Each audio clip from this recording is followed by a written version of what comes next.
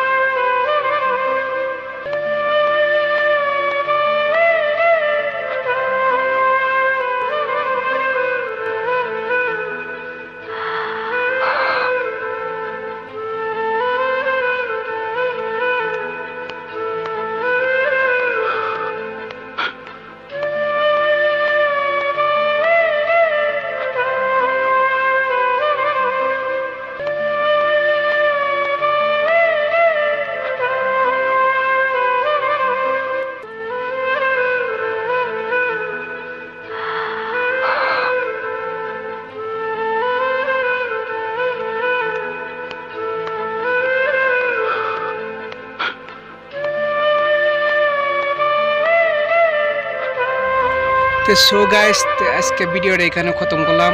আশা করি ভিডিওটা ভালো লাগবে। ভিডিওটা ভালো লাগলে আপনারা লাইক শেয়ার করবেন।